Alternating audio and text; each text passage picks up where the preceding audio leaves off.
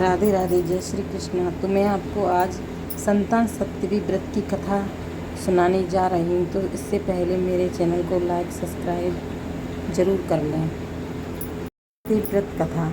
पौराणिक कथा के अनुसार प्राचीन काल में नहुष अयोध्यापुरी का प्रतापी राजा था।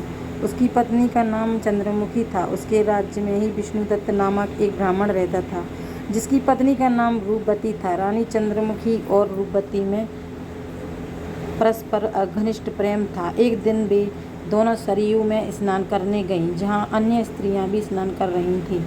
उन स्त्रियों ने वहीं पार्वती शिव की प्रतिमा बनाकर विधि पूर्वक उनका पूजन किया। तब रानी चंद्रमुखी और रूपवती दोनों उन स्त्रियों से पूजन का नाम तथा विधि के बारे में पूछने पर एक स्त्री ने बताते हुए कहा कि संतान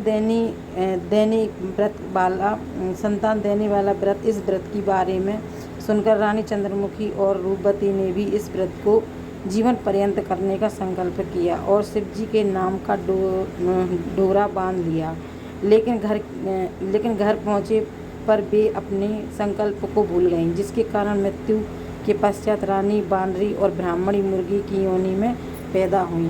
कालांतर में दोनों पशु योनि छोड़कर पुनः मनुष्य योनि में आईं। चंद्रमुखी मथुरा के राजा पृथ्वीनाथ की रानी बनी और रूपवती ने फिर एक ब्राह्मण के घर जन्म लिया।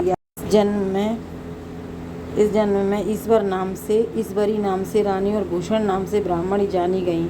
राजपुरोहित अग्निमुखी के साथ भूषणा का विवाह हुआ। उन दोनों इस जन्म में भी बड़ा प्रेम हो गया। पूर्व जन्म में व्रत का भूलने के कारण इस जन्म में भी रानी की कोई संतान नहीं हुई, जबकि व्रत को भूषणा अब भी याद रखा था, जिसके कारण उसने सुंदर और स्वस्थ 8 पुत्रों को जन्म दिया। संतान नहीं होने से दुखी रानी ईश्वरी से एक दिन भूषणा उससे मिलने गई।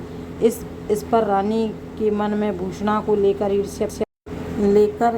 ईर्ष्या पैदा हो गई और उसने उसके बच्चों को मारने का प्रयास किया, परंतु वह बालकों का बाल भी बांका न कर सकी। इस पर उसने भूषणा को बुलाकर सारी बात बताई और फिर क्षमा याचना करके उससे पूछा, आखिर तुम्हारे बच्चे मरे क्यों नहीं?